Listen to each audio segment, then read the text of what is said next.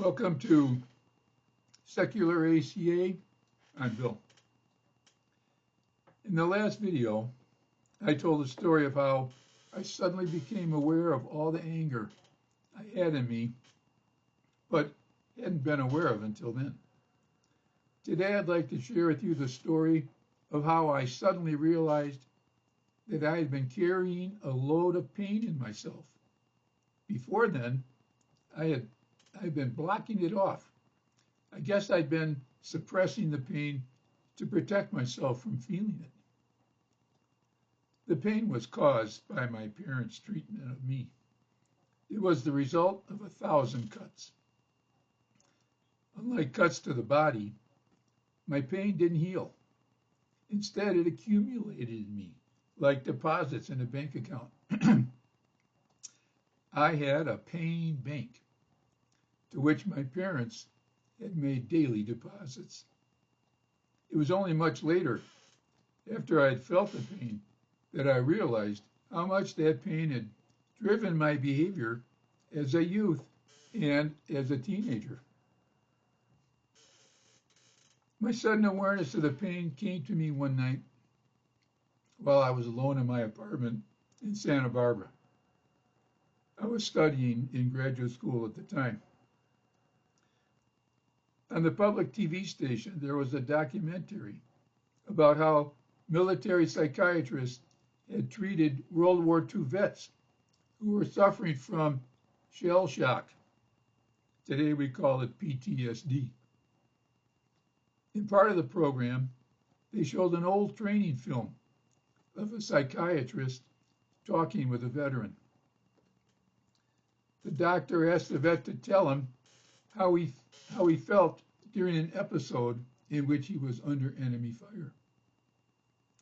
I didn't realize it at the time, but that scenario was analogous to my childhood. The enemy attacking the soldier was like my parents attacking me as a child. As the soldier began to tell the doctor how he felt under fire, he burst into tears. Now, I don't cry much. Like I said in the last video, it was my policy not to show pain or to cry when my dad beat me. But in this moment, I too suddenly burst into tears. I began to wail. I cried so loudly that I had to put 2 pillows over my face so the neighbors wouldn't hear me.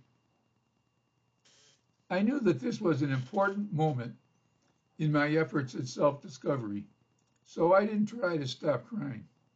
Instead, I went with the flow. By this time, I had learned a little about ACA's inner child theory. I understood that all this pain I was feeling was located in my wounded inner child. In fact, as I was crying, I envisioned my 5-year-old who had felt unjustly treated, and we cried together. As I cried, I felt for the first time the pain that I had been carrying inside me all my life. So I understand and explain my painful feelings by putting them in the context of evolutionary psychology. According to that point of view, natural selection has favored parents who feel a duty to prepare their children for survival as adults so that they can have children of their own and thus help to perpetuate the species. Therefore, good parents will naturally raise their children lovingly so that the children grow up feeling that they are worthy of a good life and feeling confident in their ability to make a good life for themselves and for their children. Natural selection has enabled the human species not only to survive, but to thrive because of parents who nurture and educate their offspring over a long period of dependency. Nature is full of instances in which the offspring of animals are lovingly nurtured until they reach the age of maturity. This parenting instinct is how those animal species have survived over long periods of time. As far as I know, no other species besides humans have instances of cruel and abusive parenting. When young animals are raised with cruelty and abuse by their human owners, they often act out of their normal character when they mature. They can get mean and aggressive. This happens among dogs and horses, for example. This can happen for humans who are abused as children as well.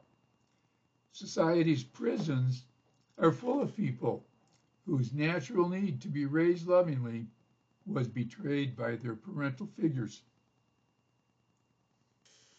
As a small child, I had natural feelings of love and admiration for my mom and dad.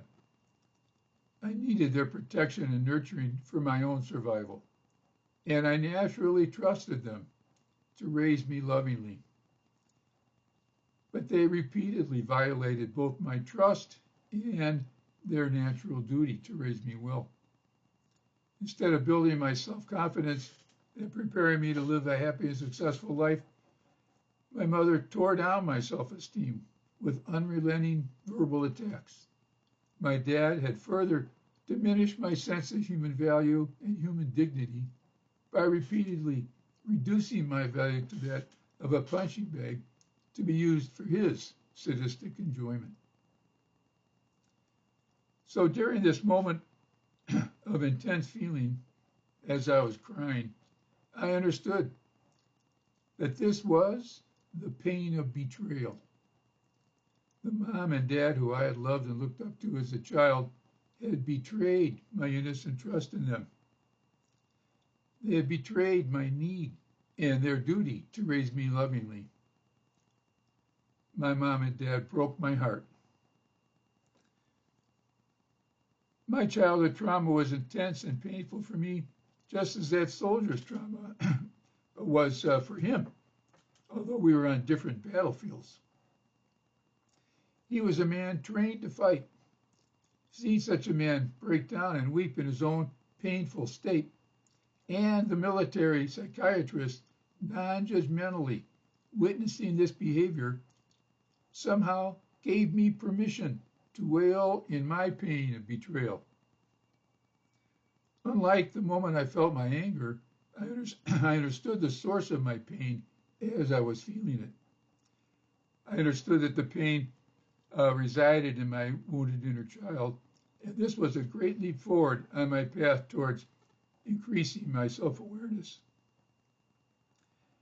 In time, my self-knowledge grew deeper when I realized how my pain and anger were connected. That is, my parents caused my pain caused my anger, and because I'm genetically a fighter, my anger caused my violent and destructive behavior in society. As I mentioned in the last video, I acted out against society rather than directly confronting my parents because I knew that I needed them for survival. If I'd attacked them, they surely would have abandoned me. My crying time was a cathartic experience in the sense of being a great release of intense feelings that I had bottled up.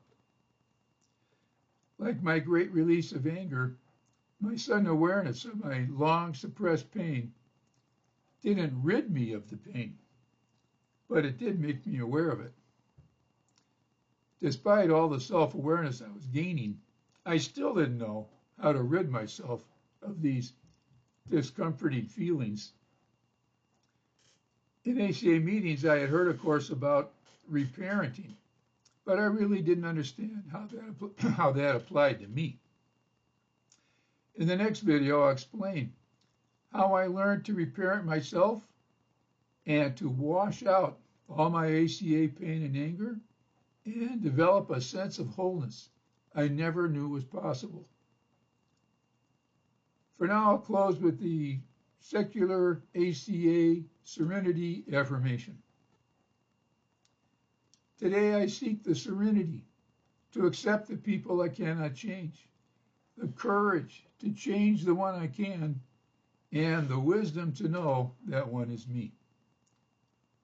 Keep coming back. It works if you work it, and you're worth it.